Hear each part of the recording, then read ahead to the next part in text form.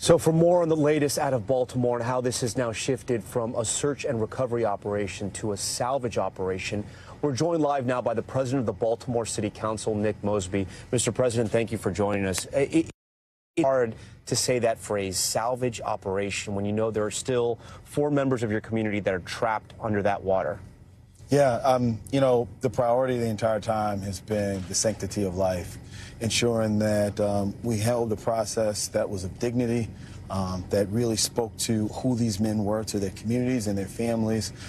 And divers have been literally working around the clock. Unfortunately, it was determined by the federal, state, local subject matter experts that the conditions are just too severe to try to continue to look into. What did they tell you? Because we spoke with the FBI dive team today. They relayed the same information. We were out there today. You can just see it from here. It's dangerous. There's fog, there's rain, and there's zero visibility in the water. Are you hearing the same from the local dive teams as well? Yes, I mean, you got to think about the level of concrete and steel and the conditions. And when you weigh all those factors together, I think that they've gone as far as they can go. And fortunately, they were able to recover 2 bodies, but they were not able to recover the others. What type of information are you getting from officials that if they can't even dive in these waters, how do they take out all that concrete, all that steel, the cars, the container ships in time to get this port up and running again? Well, the reality is we're going to have to bring huge barges in that are going to have tonnage lifters on it that will be able to go in,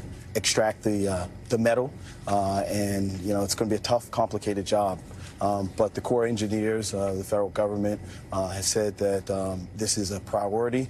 We've heard from our president yesterday in very strong fashion, in very direct fashion, that opening up the Port of Baltimore is critically important. And then how is this affecting your residents day to day already? What have you heard? Well, outside of the trauma of folks that see this bridge as symbolism to upward mobility, to their livelihood, it literally connects the city and the county, connects them to all the jobs at the port. That's traumatic as it relates to timing, as it relates to transportation and driving in need. So this people who show up here get paid by the hour, get paid by the day. They have to show up. They can't get paid. Exactly. The state is currently looking at taking action to try to support the workers at the port. But this has huge residual effects, not just to these communities, not just to the city, but to the global economy. You have faith in the current leadership, in the White House, in the country. Sometimes with the news cycle, we can move very fast off tragedies like this, too fast.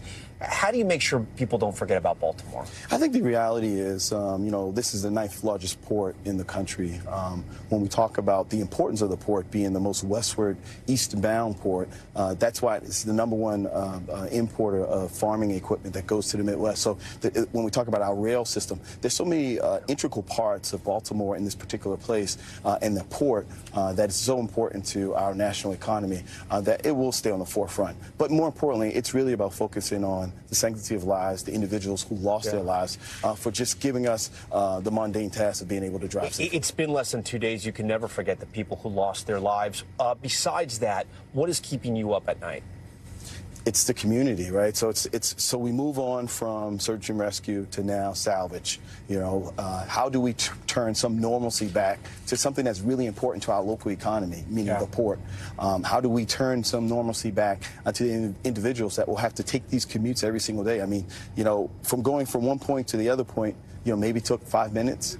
Now that's going to be 45 minutes, 50 minutes, an hour.